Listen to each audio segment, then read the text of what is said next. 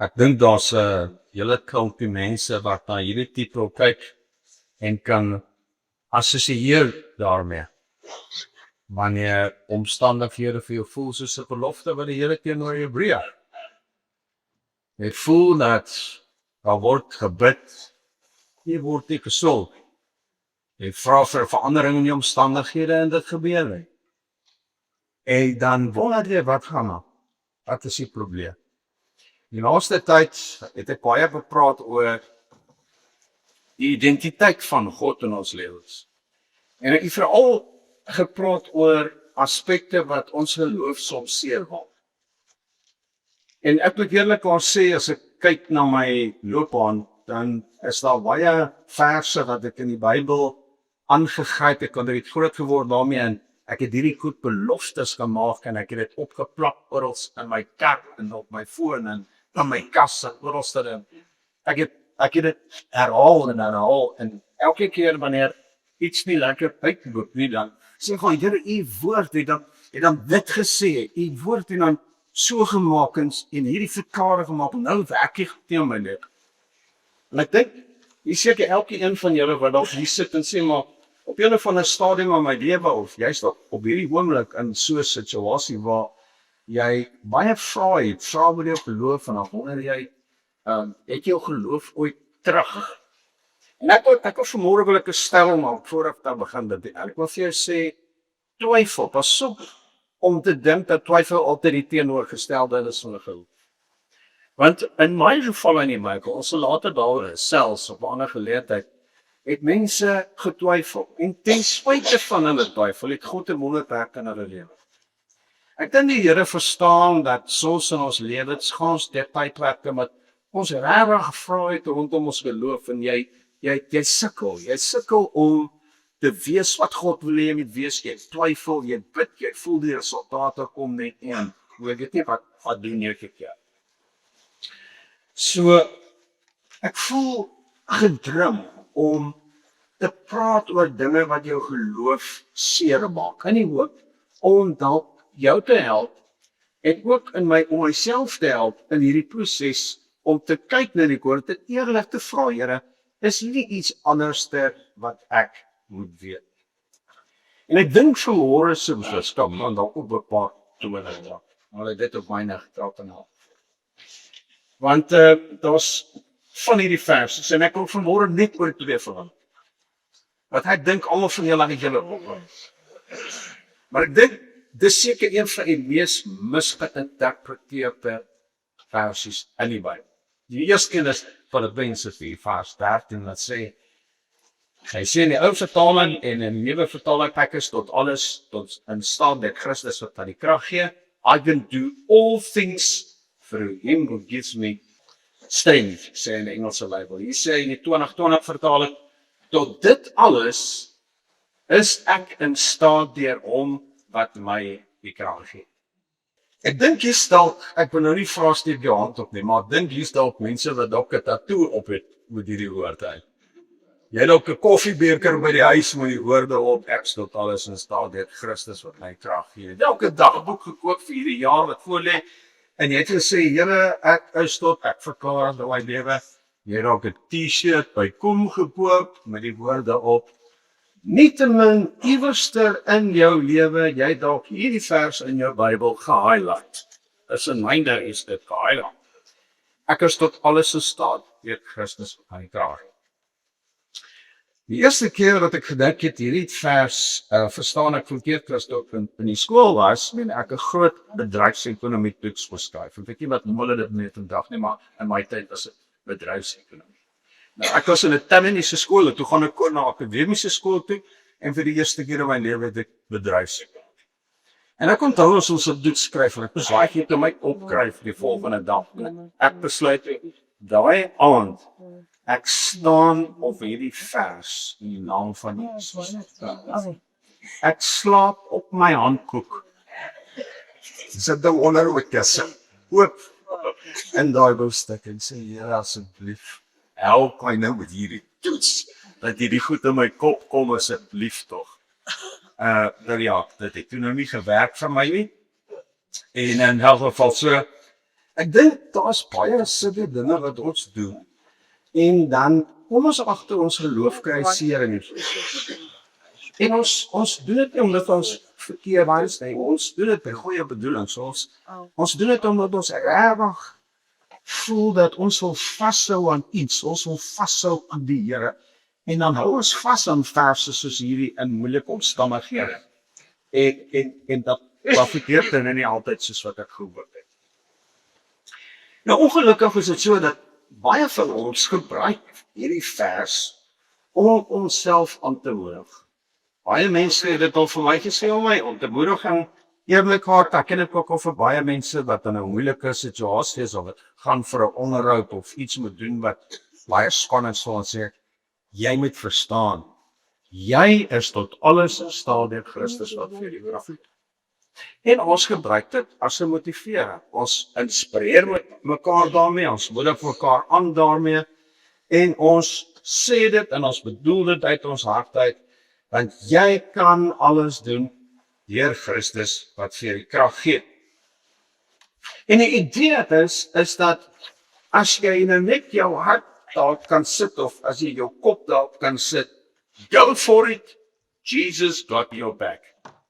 So dit is so nie, ons is skerp met mekaar en nie, ook ons sê al dat. So, die probleem is net, is dat wanneer jy na die konteks kyk van hierdie skrif, dan kom jy agter waar is glad nie wat Paulus nie bedoel het nie. Paulus het nie bedoel dat hierdie vir ons 'n teksvers is wat ons lukraak met gebruik en alles aan omstandighede as dit gebeur kry wat ons verpaal. Ons het 'n spesifieke idee van hy soms. En dan begin ons verklaringe maak, ons skraap 'n klomp teksverse bymekaar en ons sê verklaar die ding oor my lewe en dis meer. En dan voel ons aan die einde van die dag teleurgestel omdat dinge nie uitwerk soos wat ons gehoop het. En ons almal maak baie foute. So jy's nie 'n slegte gelowige of 'n op 'n dwaalspoor omdat jy dit glo nie. Maar ek wil graag help. En in die proses myself help om 'n geloof te kweek wat nie afhang van omstandighede. Want soms kry jy nie die uitkomste wat jy verwag. En dit is nou maar iets waarmee ons moet deel in ons lewens. Is dit nie so? So wat het Paulus gesê? Kom ons kyk 'n bietjie na die konteks van hierdie gedeelte. En ons vra die Heilige Gees om ons te lei sodat ons beter kan verstaan wat dit is wat Jesus wil hê ons hier moet verstaan. Nou luister gou wat sê Filippense 4 vers 10 tot 13. Ek gaan net hierdie 3 verse lees, 4 versies en dan kyk ons wat sê. Nou Paulus skryf die volgende, hy sê, ek is in die Here besonder bly. Let mooi op. Ek is in die Here besonder bly dat julle nou uiteindelik opnuut aan my gedink. Eintlik het julle wel aan my gedink, maar julle het net nie die geleentheid daarvoor gehad. Ek sê dit nie omdat ek gebrek ly nie. Want ek het geleer om in alle omstandighede tevrede te wees. Ek weet wat dit is om te min te hê. En ek weet wat dit is om oorvloed te hê. Ek is in elke opsig aan al hierdie dinge ingewy. Om versadig te wees, sowel as om honger te ly. Om oorvloed te hê, sowel as om gebrek te ly. Nou dit alles is ek in staat deur om wat my die krag gee. Onmiddellik, wanneer jy hierdie vers in sy konteks lees, dan is dit asof die Heilige Gees vir jou sê, maak jou ore oop, kry jou verstand agter mekaar en laat toe dat die Heilige Gees 'n werk in jou doen. Nou Paulus sê vir ons in hierdie gedeelte, hy sê, dit maak nie saak in watter omstandighede ek myself in bevind het nie. Ek het 'n tevredenheid in my. Dis wat hy sê. Ek het 'n tevredenheid in my hart wat ek nie altyd sou verkry het. Nou dis baie moeilik om altyd tevrede te wees wanneer goed nie uitwerk soos wat jy dit wil hê. Dis nie maklik om tevrede te wees wanneer jy rekeninge moet betaal en dit nie kan doen nie, of wanneer jy honger is en daar nie kos is op jou tafel nie. En dit is die tevredenheid waarvan Paulus hier praat. Hy sê, ek is gecoach in hierdie dinge. Daar was tye wat ek honger was en ek gedors was.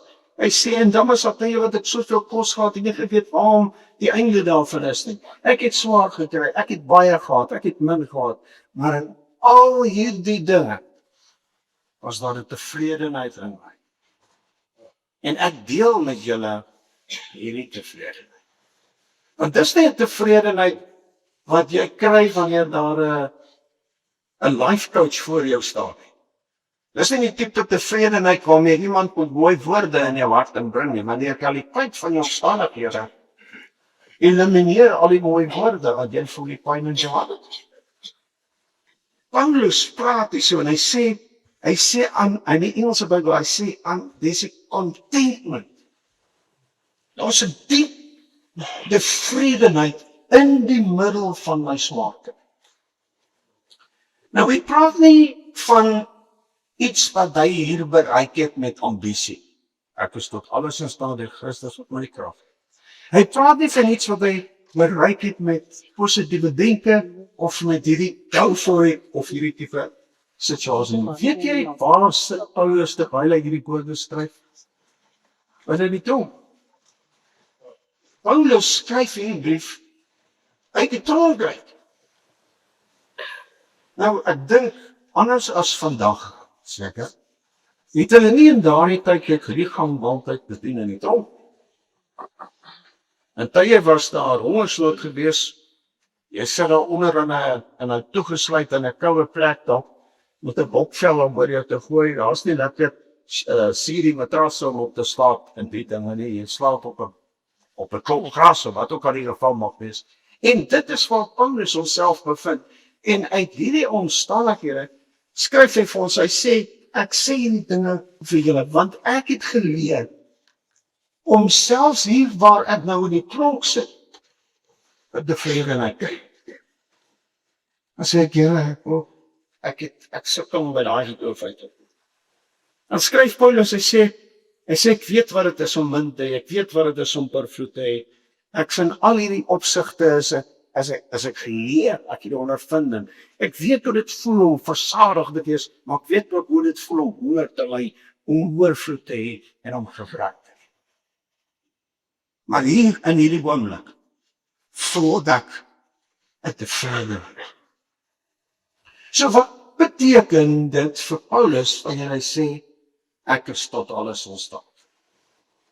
As jy kyk na die konteks van hierdie gedeelte, dan sê Paulus, binne in die middel van armoede, maar ook in die middel van ryk. Hy sê binne in die middel van hongersnood en binne in die middel van oorvloed. Binne in die middel van lyding en binne in die middel van gerief. Ervaar ek 'n tevredenheid wat alle verstand te bowe gaan. En Paulus sê, ek kan hierdie seisoene van die lewe oorleef, omdat Christus my 'n tevredenheid gee, wat alle verstand te bowe gaan. In die afgelope tyd het ek baie gepraat oor, ek en jy wat veranker moet bly in die identiteit van God. En wanneer ek hierdie gedeelte lees, dan kom daar vir my iets deur, wat Paulus hier sê. Hy sê, maak nie saak wat nie. Ek is geanker in iets wat groter is as my omstandighede. Wat sou Daniël voor die leeupuil gesê? Wat sou Saulus of besig en op het 9 voor die vuurwand gesê? Of Stefanus, toe hy op sy knieë gestaan het, voor die kerkmense, kom ons noem hulle nou as so die Jode van die tyd, en hulle hom tot die dood veroordeel het, en die eerste klippe om begin neerval het. Het hy geskree dat ek tot alles in staat is, deur Christus wat my krag gee, ek sal nie deurkom. Die Bybel sê, dat hy uitgestraal van die heerlikheid van God in daardie omstandighede. Dit is wat Paulus hier so aanraak. Dis 'n tipe connection met die Heilige Gees, as ek hierdie woord kan gebruik, want ek weet nie of Afrikaans so lekker kan woord dit soos connection. 'n verbintenis. Paulus sê ek het 'n verbintenis met die Gees van God in die middel van die tronk. Hier waar ek alleen sit, waar ek honger is, waar is niemand met my praat nie. Ek is alleen, ek is verwyderd van my familie en my vriende. Hy sê tog hier ervaar ek 'n verbintenis in my siel. En omdat ek hierdie verbintenis beleef, is ek in staat om al hierdie dinge te kan verlig. Dis 'n ander level van geloof. Dis nie 'n formule wat jy uitspreek wanneer jy gaan vir 'n onderhoud, of 'n formule wat jy opplak iewers en jy uitspreek en al die dinge nie. Dis goed om dit uit te spreek. Die Here wil hê die woord moet in ons hart lê, maar nie net versie vir versie nie, die konteks. Die beginsel is om uit te kom by die krag van God in jou lewe. En wanneer jy connect met dit, wanneer jy verbind met dit, vind transformasie plaas in jou stap. Verskoon tog. Ek dink die krag van hierdie teksvers lê net daarin dat Jesus vir jou altyd die krag gee om te wen. Ek dink dit is die beginsel, die kern van hierdie teksvers. Ek dink die kern van hierdie teksvers is dat wanneer jy in 'n situasie is waar jy dalk verloor, dat hy vir die krag gee om dit deur te gaan. Om dit te maak, om standvastig te bly. So dit gaan nie net om vir die krag te gee om te wen nie, maar dat hy jou versterk selfs wanneer dit beteken jy verloor. Dit is die tipe geloof. Dis die tipe evangelie as Jesus vir ons voor. Wat beteken dit? En ek wil vanmôre wil ek miskien dalk 'n stelling maak en ek wil vir jou sê, dis nie 'n minderwaardige evangelie. Dit is 'n beter evangelie. Dis die regte evangelie. Dis die evangelie wat konsekwentheid verkies oor perfektheid. Jy hou aan, jy byt vas. Dis die tipe evangelie wat volharding verkies bo prestasie. Dis 'n evangelie wat 'n verskil maak in jou lewe. Dis 'n evangelie wat jou onderskei van die werke van die wêreld, of van die konsep van die wêreld. Dis 'n geloof in God wat diep in jou gees connect is. So Paulus se boodskap hier in Filippense 4 vers 13 is nie 'n formule nie. Dit is die krag om vas te hou aan Jesus Christus in die hartjie van die storm, net soos wat Paulus ander kan bemoedig uit die hartjie van die tronk uit. So selfs wanneer dit moeilik gaan, kan jy sê, in hierdie omstandighede is ek in staat om vas te hou. Dis presies dieselfde ding wat Habakuk gehad het.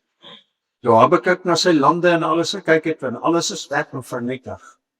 En hy sê, maar nogtans sal ek in die Here jubel. Dis vir Paulus die sin, nie tronk. Ek is tot alles in staat deur Christus, wat vir my die krag gee. Selfs as daar geen vee op my krale is nie. Geen vye aan die bome, die wingerde leeg. My verbintenis met die beeld van God hou nie verband met die omstandighede waarin ek myself bevind.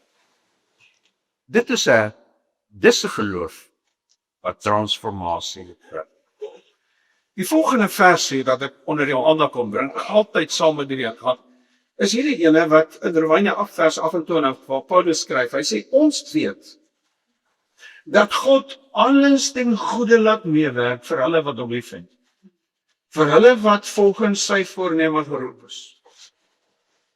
Nou hierdie versie word aangehaal by begrafnisse, by krisisse, wanneer jy jou werk verloor of wanneer jy deur 'n moeilike ding gaan. 'n Versie wat ek oor die afgelope tyd nogal baie gehoor het. Alles sal ten goeie uitwerk vir die een wat hom liefhet. En ek kan nie help om by hierdie vers stil te staan en dan partykeer werk dinge nou nie uit vir jou soos wat jy gedink het. En die vraag is miskien nou vanmôre, was jy al in 'n situasie waar dinge net nie beter gaan nie? En hierdie versie vir jou voel soos 'n belofte wat God teenoor jou gebreek het. Here het gesê, alles sal ten goeie uitwerk en nou werk dit ten goeie uit. Wat gaan nou hier aan, Here? Hoekom hou jy die woord teenoor my? Ek het ons hierdie versie so vasgehou aan hierdie realiteit. En nou voel jou omstandighede voel vir jou soos 'n belofte wat God teenoor jou gebreek. As jy daar in daardie situasie, as jy op 'n plek gewees waar jy gevoel het die Here het jou teleurgestel, op hierdie plek waar jy was, waar jy voel maar die Here, ek het so vashou, ek het so vertrou, ek het so dit, ek het so dat, dan gebeur dit net eenvoudig is. En dan kyk ons na hierdie vers en ons kom maar, Here, hierdie voel vir my soos 'n belofte wat God gebreek het teenoor my. Ek draai weer eens na die konteks toe en gaan kyk wat Paulus skryf in Romeine 8 vanaf vers 28 tot 30. Hy sê ons weet dat God alles in goeie laat meewerk vir hulle wat hom liefhet, vir hulle wat volgens sy voorneme geroep is. Want hy het hulle wat hy reeds tevore geken het, ook vooruit bestem om gelykvormig aan die beeld van sy seun te word. Sodat hy die eerstgeborene onder baie broers kan wees. En diegene wat hy vooruit bestem het, het hy ook geroep. En diegene wat hy geroep het, het hy ook vrygespreek. En diegene wat hy vrygespreek het, het hy ook verheer. So wat bedoel Paulus wanneer hy praat van ten goeie? Wat is daardie ten goeie? Hoe definieer ons dit? Is daar 'n definisie van wat Paulus hier bedoel wanneer hy sê dit sal ten goeie uitwerk? En as jy kyk na die konteks, dan gaan dit nie oor jou gemak nie. Dit gaan nie oor die uitkomste wat jy verwag nie. Weet jy waaroor gaan dit? Dit gaan nie oor jou gemak of jou sukses nie. Dit gaan nie oor jou voorkeur uitkoms nie. Dit gaan hier in hierdie gedeelte om gelykvormig te word aan die beeld van Jesus Christus. Dit is die ten goeie. Kan ek dit weer sê? Die ten goeie in die konteks van Paulus se woorde gaan nie oor die uitkoms wat jy verwag nie. Dit gaan nie oor die sukses van 'n situasie nie. En dank die Here dat daar soms suksesse is. Dank die Here dat daar soms goeie uitkomste is. Maar wat Paulus hier sê, is dat hierdie omstandighede waarin ek myself bevind, as ek mooi luister en ek hou my hart sensitief, dan vorm dit my meer na die beeld van sy seun. Dis wat hier God beloof nie hier dat alles altyd sal uitwerk soos wat jy wil. Maar wat hy wel beloof in hierdie gedeelte, is dat alles, insluitende dit wat jou op hierdie oomblik dalk seermaak, ten spyte van dit wat jy op hierdie oomblik dalk deurgaan, gebruik kan word om jou te vorm om meer soos sy seun te word. Omstandighede wat God gebruik om jou mee te bring by die karakter en hart van God. As ons dit staan, aktiveer ons 'n ander dimensie van geloof. En daai is die tipe geloof wat nie teleurstel. Dis nie 'n geloof wat seer maak. Dis 'n geloof wat jou bou en versterk, maak nie saak wat jou omstandighede is. En ek weet, dit is dalk nie iets wat jy wil hoor. Maar ek wil vir jou sê, dit is dalk 'n moeiliker belofte om te hoor. Maar dis 'n beter belofte. Dis 'n belofte wat jou bind aan Jesus. Dis 'n belofte wat jou bind aan die karakter en die integriteit en aan die identiteit van God deur die werk van Jesus Christus. En dis hierdie verbintenis wat jou in staat stel om ongeag wat jou omstandighede is, kan deurgaan. Want wat sê die Bybel? Hy sê al die ander dinge sal vergaan, maar liefde sal vergaan. God gebruik sy seun. En hierdie is 'n standvastige verbintenis wat nie vernietig word deur omstandighede nie. Dit hou deur 'n storm. Deur die moeilikheid van die lewe, deur die wandel van die lewe. Hierdie verbintenis kan nie gebreek word wanneer dinge nie uitwerk soos wat jy dit graag wou gehad het nie. Jy sien, want die God wat jou vorm na die beeld van sy seun is besig met iets in jou lewe wat elke situasie waardeur jy op kan stap, dat jy dit kan oorleef. So die goeie is nie op pad nie. Dit is op die oomblik besig om te gebeur in die middel van jou mind. Die goeie is besig om te gebeur in die middel van jou seer, in die middel van jou omstandighede. Daar is dit besig om te gebeur. Wat gebeur? Dit is in die middel van hierdie krisis waarin jy jouself mag bevind, is die Heilige Gees besig om die identiteit van Christus in jou te skep. God sal alle omstandighede sal hy gebruik ten goeie. En Paulus sê, sodat ek en jy kan vorm na die beeld van Jesus Christus. Hierdie prentjie herinner my so aan die stap wat ek en Ilanay het saam met my gestap, die Drayton McGregor staproute. Ek het nie gedink sy kan die hele pad saam met my kan loop nie, maar sy het saam met my gestap waar hy klein lyfie en dit was baie moeilik om saam met hier. En hierdie prentjie laat my so dink aan my tyd met haar daar tussen die berge en hoe ons gestap het en sy saam met my gestap het en ek dink dat wanneer dinge nie lekker gaan in 'n mens se lewe nie, is dit nie omdat God 'n belofte teenoor jou breek. Ek weet dit voel so. Dit gaan nie, dis nie partykeer, jy gaan nie deur moeilike omstandighede omdat God jou straf. Jy's nie vasgedraai in 'n krisis omdat God 'n belofte teenoor jou gebreek het. Maar dis in hierdie ding wat hy sê, hier's my seun. Hier's Jesus. En hierdie omstandighede, as jy dit toelaat, kan jou help om te vorm na die gelykenis van Christus. Ek dink dat wanneer Romeine 8:28 vir jou voel soos 'n gebreekte belofte, stop vir 'n oomblik en let mooi op, want die Heilige Gees is besig om jou meer soos Christus te maak. En my boodskap vanmôre is, moenie daardie geleentheid mis dit. En ek wil vanmôre vir jou sê, jy ken my omstandighede. Ek ken nie altyd jou omstandighede, maar God ken jou omstandighede. En ek weet dat 'n mens met tye in jou lewe gekonfronteer word met die seelste teleurstellings. Dit mag dalk wees omdat jy jou werk verloor het of jou inkomste verloor het, jou geld verloor. Dit mag dalk wees omdat jy gekonfronteer word met 'n diagnose wat jy nie wil hê.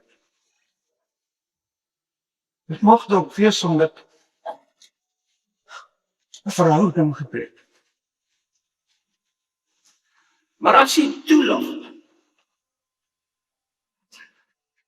en jy sit dit net vir 'n oomblik eenkant en dink dat dis nie God wat besig is om 'n belofte teenoor my te breek, maar in hierdie situasie voor daardie vuurloop en daardie teleurstelling langs daardie hospitaalbed, iewers in dit is daar 'n stem wat met jou praat, wat jou in die hand vat en wat jou belei not a little of faith, wat jy nie kan kry op 'n manier. Kyk net na belewing wanneer die krisis gaan het. Praat met die mens wat hierdie krisis gegaan het. Hy praat met 'n ander wyse. Praat met iemand wat die dood in die oë gestaar het. Vir wie die dokter gesê het, as niks het ons meer vir jou kan doen, praat jy met daai persoon. En jy luister na 'n ander vlak van wysheid. As ek en jy dit kan doen, dit kan reg. Om in die middel van ons situasie te kan staan draag en te sê, Here, help my om nie te mis. Om nie uit te mis op die vorming van my karakter. Help my om nie te mis om meer soos Jesus dit word. En nog in 'n dag kom dat ons die poorte van die hemel gaan staan. En al die enigste paspoort, die enigste toegang is die beeld van Christus wat jy reflekteer. Niks anders. En ek dink dit is wat Paulus bedoel. As hy sê God, help alles ten goeie met werk. Want dit is wat hy in jou wil vestig. Is die geleentheid om by daardie poorte te stap daardie dag. En terug te kyk oor jou lewe. En dan te sê, alles was die moeite werd. Hier is nie verskil toe jy daar was nie, maar dit het alles uitgewerk ten goeie. En jy sal dit verstaan die dag, wanneer jy by die poorte aankom, en Jesus word oor jou uitgespreek, en jy kan instap. Dan sal het sin. Ek wil hierdie geleentheid gebruik maak. Ek weet, daar is baie mense wat met behoeftes sit. Ek nie 'n vraag voor te omstaan. Maar lê dit met waar jy nou sit. Jy opstaan. As jy vanmôre in 'n krisis is, waar jy voel, ek borstel raar. Ja. Dit is sal ek staan. Soms my staan en sê, ek het raar toe ek moet die keus. Ek het raar gestyd. En ek sien nie die ander kant so net staan. Ek sien nie ek weet nie hoe dit geëindig. Maar al wat ek weet is dat terwyl ek hier is, het ek net een vaste fundament om aan vaste in die discussie. En as jy saam maar stil raak, en ophou God te betwyfel, dit ek te wees of dit in oor jou breek, en hy stil raak. Wat gaan jy sien? Dat in die stilte van die stond, kom vat hy jou hand, en iets binne in jou verander. Iets binne in jou geestesvlak. En as jy omstandighede verander elke keer saam met. Maar is daar nie verandering in jou gees wat verskil? Gryp aan met alles binne jou. Ek bid vir jou. Here, ons kom vanmôre en ons word bemoedig om onsself voor U. My omstandighede onder ons, baie keer is die stem van God, waar is die antwoord? En dankie dat ons weet dat alles ten goeie sal uitwerk. En dat selfs in hierdie krisis waarin ons dalk is, ons weet dat ek tot alles in staat is deur Christus, wat vir my die krag gee. My gebed is, Here, dat Christus meer en meer sigbaar sal word. En dat dit die getuienis van my lewe sal wees. Nie net in die omstandighede, maar dat Jesus meer sal wees en ek minder. Ek bid Here vir elke persoon wat vanmôre staan, dat sê, ek is in die middel van die storm. En saam met hulle kom staan voor U en ek wil sê, ons raak stil en ons reik uit. En ons sê, Heilige Gees, kom vorm ons na die gestalte van Christus. Mag hierdie woord in ons harte realiteit word. Dis my gebed en presies.